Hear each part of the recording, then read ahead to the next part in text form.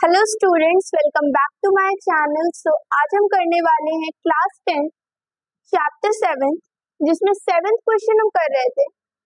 बिंदु ए के निर्देशांक ज्ञात कीजिए जहां ए बी एक वृत्त का व्यास है जिसका केंद्र हमारा 2,-3 है तथा बी के निर्देशांक 1,4 है। तो हमें यहाँ पे वृत्त बनाना है जिसका व्यास हमारा ए बी दे रखा है। इसमें हमारा व्यास ए बी दे रखा है और बोल रहा है कि इनके केंद्र पे बिंदु 2,-3 है। तो क्या हो जाएगा, बिंदु हमारा केंद्र जिसे हम सी ले लेते हैं 2,-3 और बी हमारा कितना है 1,4। तो हमें यहाँ पे ए के निर्देशांक ज्ञात करने हैं। जब हमको यहाँ पे इस तरह ज्ञात करना होता है तो हम यहाँ पे लगाते हैं rule x1 + x2 by 2, y1 + y2 by 2। अब देखिए, सबसे पहले हम यहाँ पे इस पूरे पार्ट को रखेंगे तो x = x1 + x2 by 2 तो यहाँ पे x की वैल्यू यहाँ पे हमारी 2 दे रखी है तो हमने 2 ले लिया, = x1 हमें पता करना है तो उतार देंगे, x2 हमें पता है 1 होगा तो 1/2। अब ये 2 से 2 इधर हो जाएगा कैंसिल, बोल रहा है इधर मल्टीप्लिकेशन जगह 2 2 4 हो जाएगा, = x1 + 1 4, ये इधर आके -1 = x, तो x की वैल्यू आ गई हमारी 3। सेकेंड पार्ट अब इसको देखते हैं तो y = y1 + y2 by 2, जहां पे हमारी y की वैल्यू है -3 = y1 हमें पता करना है और y2 की वैल्यू हमारी 4 डिवाइडेड बाय 2। अब ये इसके साथ मल्टीप्लाई हो जाएगा, -3 × 2 = y + 4, -6 = y1 + 4, ये इधर आ जाएगा तो -6 - 4 = -1। अब y1 की वैल्यू क्या आ जाएगी, -10 आ जाएगी क्योंकि -6 और -4 मिलके ऐड हो जाएंगे। तो इससे हमें a के निर्देशांक पता चल गए x1 और y1। तो a के निर्देशांक क्या होंगे, a के निर्देशांक x1 y1 हमारे हो जाएंगे 3, -10। ये हो गया हमारा आंसर। तो ये हमारा 7th क्वेश्चन का पूरा प्रोसेस था। अब 8th क्वेश्चन देखते हैं, इसका स्क्रीनशॉट ले लीजिए। तुम्हारा नेक्स्ट क्वेश्चन है, यदि a और b क्रमशः ये और ये हो तो बिंदु P के निर्देशांक ज्ञात कीजिए। तो हमें सबसे पहले लाइन बना लेनी है a और इसे बना लेना है P, जिसमें P के निर्देशांक बोल रहा है, जिसे x, y ले लेते हैं। a को बोला है -2, -2 और इसको बोला है 2, -4, राइट। ताकि AB = 3/7 AB हो तो P रेखाखंड AB पर स्थित है। तो आप यहाँ पे क्या कर सकते हैं, सॉल्यूशन में AB/AB = 3/7, AB को नीचे ले आए तो इससे क्या पता चल जाएगा कि हमें AP हमारा 3 दिया हुआ है और AB हमारा 7 दिया हुआ है, जिससे हमें ये पता चल जाएगा कि PB हमारा कितना दिया, क्योंकि 7 में से 3 कैंसिल कर देंगे तो 4 हमारा PB आ जाएगा। तो इस बेसिस पे हमें निर्देशांक x, y फाइंड करने और हमें m1 और m2 भी पता चल गया। तो हम फॉर्मूला लगा सकते हैं x, y = m1 x2 + m2 x1 by m1 + m2, m1 y2 + m2 y1 by m1 + m2, right. अब क्या करेंगे, यहाँ पे x और y की वैल्यू हमें नहीं पता, m1 की वैल्यू पता है और m2 की वैल्यू पता है 4 है।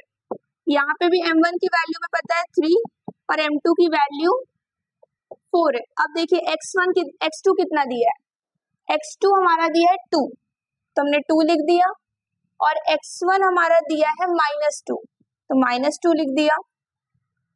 अब y2 हमारा दिया है -4 तो -4 लिख दिए और ये y1 हमारा दिया है -2/3 + 4। अब x, y के हमें निर्देशांक ज्ञात करने हैं, मतलब p के निर्देशांक, तो कैसे निकलेगा? 3 2 6, 4 2 8 अपॉन 7, कॉमा 4 3 12 माइनस 4 2 8 अपॉन 7। अब इसको सॉल्व करेंगे तो -2/7 आ जाएगा हमारा, कॉमा ये हो जाएगा हमारा 20/7। तो हमारा क्या आ गया? तो ये हो गए हमारे p x, y की वैल्यू, निर्देशांक, राइट। तो ये इसका प्रॉपर क्वेश्चन था। तो अब नेक्स्ट क्वेश्चन देखते हैं। तो हमारा 9th क्वेश्चन दिया है, बिंदु A और B को जोड़ने वाले रेखाखंड AB को 4 भागों में बराबर विभाजित करने वाले बिंदुओं के निर्देशांक ज्ञात कीजिए। तो इसमें हम क्या करेंगे? सबसे पहले AB मान लेंगे, A B, A की वैल्यू हमारी -2, 2 है और B की वैल्यू हमारी 2, 8 है। तो इसमें हमें 4 भागों में बांटना है। तो 1 भाग, 2 भाग, 1 भाग, 2 भाग, 3 भाग, 4 भाग हो गए। अब क्या करते हैं? इसे P Q R मान लेते हैं। अब सबसे पहले हम मध्य बिंदु के निर्देशांक ज्ञात कर लेते हैं Q के। तो लिखेंगे Q के निर्देशांक, मध्य बिंदु के निर्देशांक ज्ञात करने के लिए हमें कौन सा फॉर्मूला लगाना है? x1 plus x2 upon 2, comma y1 plus y2 upon 2। ये मध्य बिंदु का निर्देशांक का फॉर्मूला था। तो इसमें हमें x1 पता है -2 प्लस x2 पता है 2, y2 हो गया, y1 हमारा 2 है प्लस y2 हमारा 8 है बाई 2। तो वैल्यू ये हो जाएगी, ये -2 + 2 0 हो जाएगा, तो पूरी वैल्यू 0, कॉमा 10/2 करने पे 5 आ गया। तो हमें Q की वैल्यू मिल गई। Q के निर्देशांक है हमारे 0,5, राइट। अब हमें P के निर्देशांक ज्ञात करने हैं। P के निर्देशांक, तो P के निर्देशांक क्या होंगे? सबसे पहले हम यहाँ पे क्या लगाएंगे? देखिए, इसे हम एक पार्ट इसे मान लेते हैं, इसे 1 मान लेते हैं और इसे 3 मान लेते हैं, क्योंकि अभी हमें P के निर्देशांक ज्ञात करने हैं। क्योंकि ऐसा ही सेम क्वेश्चन हमने प्रीवियस वीडियो में ऑलरेडी देख रखा था, तो उसमें भी हमने यही किया था। और यहाँ पे भी हम 1 रखेंगे और इस पूरे पार्ट को 3 रख देंगे। अब 1 M1 रखने पे और ये पूरे पार्ट को M2 रख देंगे। तो हम यहाँ पे फॉर्मूला लगाएंगे M1, x2 plus M2, x1 12 21 by M1 plus M2, comma M1 plus y2 plus M2, y1 by M1 plus M2, right. अब इसमें हम क्या करेंगे? इस पूरी वैल्यू को रख देंगे। M1 की वैल्यू हमारी कितनी है? 1, x2 की वैल्यू कितनी है हमारी? 2, प्लस M2 की वैल्यू 3 है, इंटू x1 की वैल्यू -2 बाई 1 प्लस 3, अब कॉमा M1 की वैल्यू 1, y2 की वैल्यू इंटू 8 प्लस M2 की वैल्यू 3 इंटू 2 बाई 1 प्लस 3। अब यहाँ पे क्या होगा? 3 -6 बाई 4, 8 प्लस 6 बाई 4, राइट। ये हम P के निर्देशांक निकाल रहे हैं। देखिए, इसमें क्या आ जाएगा? -3/4 -3/4, 10/4, ये 10/4 हो जाएगा, इसको ऐड करेंगे तो 14 हो जाएगा। तो इसको कैंसिल करेंगे जब, तो 2 7 हो जाएगा, 2 2 4, तो हमें वैल्यू मिल जाएगी P के निर्देशांक ये। अभी हमें एक और निर्देशांक निकालने बचे। हमने P का निर्देशांक और Q का निर्देशांक निकाल लिया। जिस प्रकार हमने P का निर्देशांक निकाला है, उसी तरीके से हम R के निर्देशांक निकालेंगे। तो R के निर्देशांक निकालने पर R के निर्देशांक फॉर्मूला मैंने लिख रखा है, इसलिए मैं डायरेक्ट वैल्यू डाल देती हूँ। अब देखिए, जब R के आप डालेंगे तो आप क्या करेंगे? इसको 1 मान लेंगे और ये पूरे को 3 मान लेंगे, राइट। तब यहाँ पे हमारी m1 3 हो गई और m2 1 हो गई। तो 3 इंटू x2 कितना है हमारा 2 प्लस 1 इंटू x1 है हमारा -2 बाई 4 होगा। 3 + 1 4 हो गया। सिमिलरली 3 इंटू y2 हमारा कितना है 8 प्लस 1 इंटू 2 बाई 4। तो उसमें क्या वैल्यू आएगी 6 -2 बाई 4 कॉमा 24 प्लस 2 बाई 4। जिसको सॉल्व करेंगे, अगर हम इसको सॉल्व करें तो 6 में से 2 गया 4 आ जाएगा और 4 को 4 से कैंसिल कर दें तो हमारी वैल्यू आ जाएगी 1 और इसे ऐड करेंगे तो ये क्या हो जाएगा 26 बाई 4। अब 2 से कैंसिल करें तो 2 1 जा 2 2 3 जा 6 और ये 2 2 जा 4। तो हमारे पास क्या हो जाएगा, इसको लिखें अगर ठीक से तो 13 बाई 2। तो हमारे r के निर्देशांक क्या निकल के आ गए 1,13 बाई 2। जगह नहीं थी इसलिए मैंने यहीं पे रब करके ही प्रॉपर सॉल्व कर दिया। तो इसमें क्या था, इसमें आपको प्रॉपर सबके निर्देशांक निकालने थे। सबसे पहले मैंने मध्य बिंदु निकाला क्योंकि ये देखिए इसको सेम पार्ट में डिवाइड कर रहा था तो मध्य बिंदु से हमने ये निकाला। फिर p के निर्देशांक और r के निर्देशांक हमने m1 m2 से निकाल लिए। तो प्रॉपर हमें इसमें यही चीजें निकालनी थी। तो इस क्वेश्चन का स्क्रीनशॉट ले लीजिए। अब हम 10th क्वेश्चन की तरफ मूव करते हैं। तो हमारा 10th क्वेश्चन दिया है एक समचतुर्भुज का क्षेत्रफल ज्ञात कीजिए जिसके शीर्ष इसी क्रम में आप दिए हुए हैं। तो हमारा सबसे पहले हम समचतुर्भुज बना लेंगे 3, 0, 4, 5, -2, 1 एंड एक गड़बड़ हो गया -1, 4, -2, 1। अब आपको बोल रहे संकेत दे रहा है कि समचतुर्भुज का क्षेत्रफल -1/2 जिसके विकर्णों का गुणनफल। तो हमें क्या करना है, इसे विकर्णों का गुणनफल निकालना है। ये AC निकाल लेते हैं, ABCD। सबसे पहले AC निकाल लेते हैं फिर BD निकाल लेंगे। तो इनके बीच की दूरी का फॉर्मूला क्या होगा, AC का निकालेंगे x2 minus x1 plus y2 minus y1। तो हमारा AC निकाल रहे हैं तो x2 -1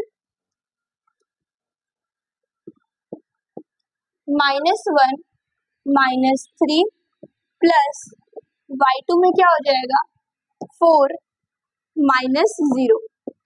इसको सॉल्व करें का होल स्क्वायर होता है। अब इसको सॉल्व करेंगे तो -4 हो जाएगा, -4 का स्क्वायर करेंगे तो 16 और यहाँ पे भी 16 हो जाएगा। 32 हमारा आंसर आ जाएगा, रूट में 32। अगर 32 का वो निकाला जाए 2 1 जा 2 2 6 जा 12 2 8 जा 16 2 4 जा 8 2 2 जा 4। एक पेयर बना, दो पेयर बना तो 4√2 हमारा आंसर आ जाएगा क्योंकि ये पेयर में नहीं इसलिए ये बाहर नहीं आएगा, राइट। अब देखिए सेकंड हम BD का निकाल लेते हैं। तो BD का निकालेंगे तो BD में हमारा क्या है x2 -2 -4 हो गया प्लस y2 में -1 -5 का होल स्क्वायर, ये हो गया -6 का होल स्क्वायर, फिर प्लस -6 का होल स्क्वायर, ये हो गया हमारा 36 प्लस 36 का होल स्क्वायर, जिसे ऐड करेंगे तो आएगा 72 का होल स्क्वायर, राइट। अब 72 का निकाल लेते हैं। 2 3 जा 6 2 6 जा 12 2 1 जा 2 2 8 जा 16 2 9 जा 18 3 3 जा 9 3 1 जा 3। तो एक पेयर दो पेयर 3 2 जा 6। तो आंसर क्या हो जाएगा BD में 6√2। अब देखिए हमने विकर्ण तो इसके निकाल लिए, अब इनका गुणनफल करेंगे तो क्या होगा 1/2 इंटू ये इसमें आंसर आया था 4√2 इंटू 6√2। अब देखिए 2 से 2 2 जा 4 कट गया तो आंसर आ गया 2 6 2 जा 12 आ गया और ये रूट टू मिलके एक 2 बना लेंगे जिसका आंसर होगा 24। तो समचतुर्भुज का क्षेत्रफल कितना होगा? समचतुर्भुज का क्षेत्रफल हमारा 24 मीटर स्क्वायर आ गया। ये हो गया हमारा प्रॉपर हमारा क्वेश्चन। अब मैंने प्रीवियस वीडियो में एक क्वेश्चन आपका छोड़ रखा था, क्वेश्चन 3, तो उस क्वेश्चन को देखते हैं क्योंकि उसका क्वेश्चन बहुत बड़ा था एंड आंसर बहुत ही छोटा सा था, इसलिए मैंने सोचा था कि उस क्वेश्चन को एकदम लास्ट में मैं कराऊंगी। तो चलिए उस क्वेश्चन को सबसे पहले अब देख लेते हैं। तो आपके स्कूल में खेलकूद क्रियाकलाप आयोजित करने के लिए एक आयताकार ABCD में चूने से परस्पर 1 मीटर की दूरी पर पंक्तियां बनाई गई। AD के अनुदिश में परस्पर 1 मीटर की दूरी पे 100 गमले ऐसे लगे हुए हैं। निहारिका दूसरी पंक्ति में AD के 1/4 भाग के बराबर दूरी दौड़ती है। अब देखिए ये निहारिका 2 मीटर की दूरी से यहाँ से इसका x और y निकालना है हमें, तो x तो हमें पता चल गया 2 होगा, अब y कैसे निकलेगा तभी बताते हैं y कैसे निकलेगा। दौड़ती है प्रति 8वीं पंक्ति में AD के 1/5वें भाग के बाद बराबर की दूरी दौड़ती है, तो बीच की दूरी क्या होगी? यदि राशि को नीला झंडा इन दोनों झंडों को मिलाने वाले रेखाखंड पर ठीक आधी दूरी पर गाड़ना हो तो उसे अपना झंडा कहाँ गाड़ना होगा? क्वेश्चन बहुत ही बड़ा है लेकिन इसका आंसर बहुत छोटा सा है। देखिए बोल रहा है कि आपको ये एक प्रॉपर चूने से पूरा कवर किया गया आयताकार, इसमें AD में आपके गमले रखे गए, राइट, और यहाँ पे 1-1 मीटर की दूरी पे लड़कियों को रखा गया है, जिसमें निहारिका को 2 मीटर की दूरी पे और दूसरी लड़की का नाम क्या था, जो भी थी दूसरी लड़की उसका नाम, अब वो 8वें नंबर पे है तो उसका x हमारा 8 है। अब देखिए हमें y निकालना है, तो कैसे पता चलेगा? y निकालने के लिए हमें 100 गमले रखे गए हैं और 1/4 भाग के बराबर दूरी दौड़ती है, तो हम 100 गुणे 1/4 कर देंगे तो क्या हो जाएगा? 4 से डायरेक्ट कर सकते हैं आप, या 2 से करिए, 2 2 जा 4, 2 5 जा 10, फिर 25, तो हमारा कितना आ जाएगा? 25 आ गया। तो y की वैल्यू हमारी y1 की वैल्यू आ गई हमारी 25, तो हम यहाँ 25 लिख देंगे। सिमिलरली यहाँ पे 1/5 भाग होता है, तो 100 गुणे 1/5 भाग करेंगे तो 5 2 जा 10, तो हमारी y2 की वैल्यू हो गई 20, तो हमें y की वैल्यू भी मिल गई। तो अब क्या करेंगे? बोल रहा है कि इनके बीच की दूरी ज्ञात कीजिए। इनके बीच की दूरी के लिए भी मैंने 10th क्वेश्चन में एक फॉर्मूला दिया था कि x2 माइनस x1 का whole square plus y2 minus y1 का होल स्क्वायर। अब देखिए x2 हमारा क्या है? 8 माइनस 2 का whole square minus plus 20 minus 25 का होल स्क्वायर, रूट हो गया। अब देखिए 6 का स्क्वायर बनेगा और ये माइनस ये 5 का स्क्वायर बन जाएगा, तो लिखने पे आएगा 36 प्लस 25, जिसे ऐड करेंगे तो 6 5 11, 3 5 आ गया 61 रूट में, राइट। अब देखिए बोल रहा है कि रेखाखंड के बीच की दूरी पे कहाँ पे गाड़ना होगा, तो मध्य बिंदु हमें ज्ञात करना है। इसके लिए क्या फॉर्मूला लगेगा? x1 plus x2 by 2 comma y1 plus y2 by 2, तो x1 की वैल्यू हमारी दी है 2 प्लस 8 बाय 2, 25 प्लस 20 बाय 2, इसे सॉल्व करेंगे तो 10 बाय 2, सॉल्व करने पे 5 आ गया और ये हो गया 45 बाय 2, तो 45 बाय 2 को करेंगे 20 को करेंगे अगर, तो 5 9 जा 45, 5 4 जा 20, तो 9 बाय 4 हमारी वैल्यू आ गई। तो ये इनका मध्य बिंदु निकल आया और ये उनके बीच की दूरी। तो बस इतना ही क्वेश्चन था प्रॉपर। पहले हमने ये भाग निकाला, y1 की वैल्यू, y2 की वैल्यू, फिर उनके बीच की दूरी निकाली, फिर उनके बीच का मध्य बिंदु निकाला। इसमें इस पूरे इतने बड़े से क्वेश्चन में बस यही शॉर्ट सा, जितना बड़ा क्वेश्चन होता है उतना ही छोटा सॉल्यूशन होता है, ये तो आपने सुना ही होगा। तो आज के लिए इतना ही रख रहे हैं। हमारे चैप्टर 7 में 7.2 एक्सरसाइज ओवरऑल कंप्लीट हो गई है। इसमें कोई भी क्वेश्चन अब बचा नहीं है। तो आज के लिए इतना ही, नेक्स्ट वीडियो में फिर से मिलेंगे।